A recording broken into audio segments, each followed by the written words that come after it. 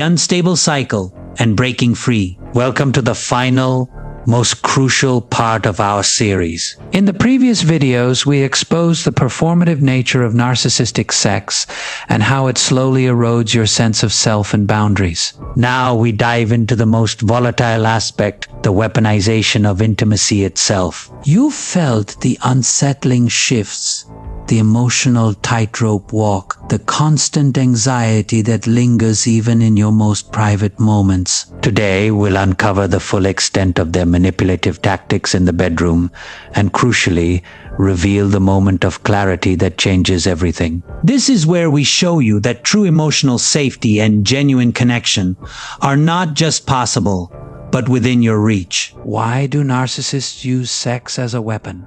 The alarming way they manipulate you with intimacy. Why does it feel like a reward one day and punishment the next? It starts with their wildly shifting moods, a sudden coldness or an unexpected passion, a confusing back and forth designed to keep you off balance. They give it, they take it away. They dangle it like a carrot. They use it to control your every move, every emotion. And most partners, we walk on eggshell. We try to earn their affection. I felt like I had to be good to get him to even touch me, like I was a dog begging for scraps. Then the devastating realization that sex is just another tool in their arsenal. Not mutual desire, but calculated manipulation. It's not a tender exchange, it's a strategic game. It's not about bonding, it's about bending you to their will. It is about maintaining power. You don't just make love, you perform for approval.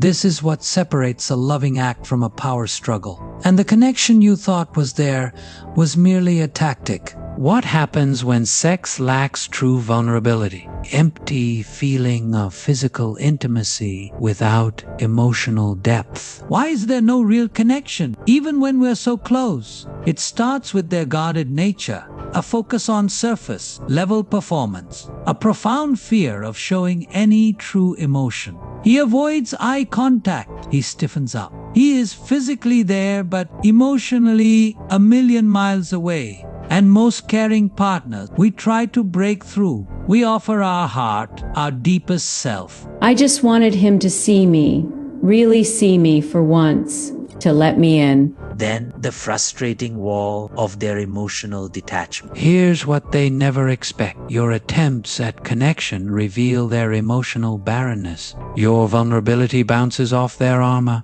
Your longing highlights their hollowness. Your heart yearns, but theirs is locked away. Not shared intimacy, but a one-sided show. So when you feel them pulling away during sex, don't chase their affection. Don't try to fix them. Just acknowledge their inability to truly connect. It is like having sex with a mannequin. All the parts are there, but there is no life, no soul, no connection. What do they need more than connection during sex? The narcissist's deep craving for admiration, not affection. Why is it always about them, even in the most intimate moments? It starts with their inflated ego. A desperate need to be seen as irresistible. A singular focus on their own pleasure above all else. They preen, they pose, they expect applause for their bedroom prowess. And most generous partners, we give and give. We try to make the narcissist feel good.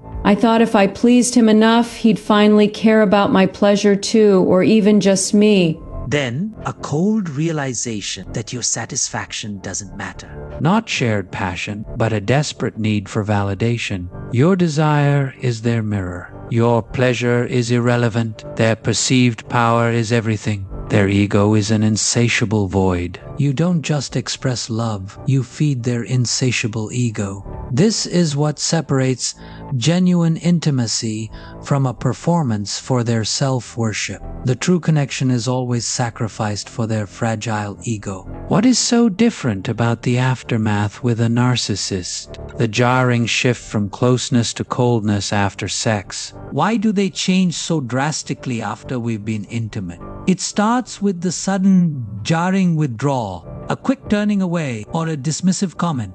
A stark shift from warmth to icy indifference. He turns his back. He grabs his phone, He acts like you're not even in the room, like you suddenly don't exist. And most sensitive partners, we feel used, discarded. We wonder what we did wrong. Did I do something? Why is he suddenly so cold and distant? A minute ago, he was so passionate. Then the painful sting of their immediate detachment. Here's what they never expect. Their coldness is a display of power, not a reflection of your worth. Their withdrawal is a calculated move. Their indifference is intentional. Their shift is a reminder of who is in control, who dictates the terms. Not a gentle winding down, but a stark reminder of their control. So when they become distant right after sex, don't beg for closeness. Don't internalize their indifference. Just see it for what it is, a predictable pattern of a narcissist. The connection vanishes the moment their needs are met. What does frequency really mean with a narcissist? Why lots of sex doesn't equal emotional closeness? Why do we have sex so often but feel so far apart? It starts with the sheer quantity, a misleading sense of closeness, a belief that frequency equals intimacy. You have sex 5 times a week. You tick the box. You convince yourself it means something deeper, something real. And most partners, we mistake it for connection. We think it is a sign of a healthy relationship. Everyone says frequency means a strong bond, but it just felt hollow, empty, like a chore. Then the persistent emptiness despite the physical acts. Here's what they never expect. Their quantity of sex masks a profound lack of quality connection. It is a numbers game, not a heart game. It is an activity, not intimacy. It is a mirage of closeness that evaporates the moment you try to touch it. Not true bonding, but a shallow substitute. So when the frequent acts leave, you unfulfill. Don't confuse activity with intimacy. Don't believe quantity ensures quality. Just recognize the difference. That genuine connection is never there, no matter the frequency. Why is sex with a narcissist never safe emotionally? The unpredictable nature of intimacy with a narcissist. Why do I always feel anxious, even when we're intimate? It starts with the unpredictable whiplash, inducing shift, a moment of tenderness, followed by sudden coldness. A constant fear of rejection, lurking beneath the surface. He is warm, then he is ice. He is engaged, then he is gone. He keeps you on edge, always never knowing what is next. And most hopeful partners, we cling to the good moments. We try to anticipate their next move, to somehow earn their consistency. Maybe this time it will be different. Maybe this time he'll truly connect and stay connected. Then the ever-present threat of emotional hurt. Here's what they never expect. Your anxiety is a direct result of their instability. Your peace is their enemy. Your security is their threat. Your emotional well-being is utterly irrelevant to them. Not a secure connection, but a constant tightrope walk.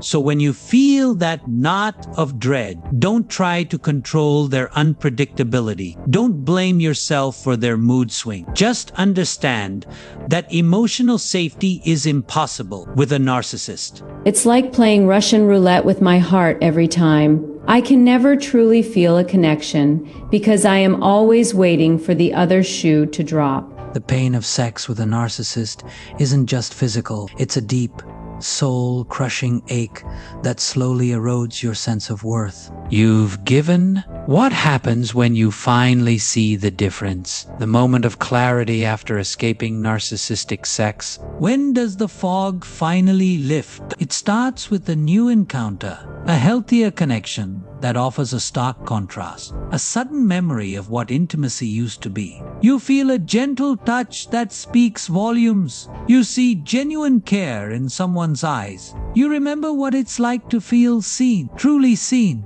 And most survivors, they gasp. They realize the depth of their deprivation. Oh my God, this is what I was missing. This is what it is supposed to feel like. This is real. Then the undeniable truth of what's been missing. Here's what they never expect. Your awakening means their loss of control. Your freedom is their defeat. Your joy is their jolt. Your newfound peace is their punishment. Not just an improved sex life, but a full emotional liberation. So when the scales fall from your eyes, don't regret the past. Don't pity yourself. Just embrace the possibility of true emotional connection. The connection you thought was lost now shines brightly. And given in those intimate moments, only to be met with emptiness, control, and a chilling lack of genuine connection. You've questioned yourself, blamed yourself, and perhaps even started to believe that this hollow intimacy is all you deserve. But deep down, you know better. You know you crave true warmth, real passion, a mutual exchange that fills you up, not drains you. You have wasted enough of your precious time, your tender heart, and your beautiful body on someone who will never see you. Truly, this cycle of disappointment, confusion, and emotional neglect can end. You don't have to navigate this alone anymore. If you are ready to reclaim your intimacy, your worth, and your peace, reach out. Find a compassionate counselor or therapist in your area who understands narcissistic abuse. Or, if you prefer, consider booking a one-on-one coaching session with me. Let's work together to heal these wounds and help you attract the deep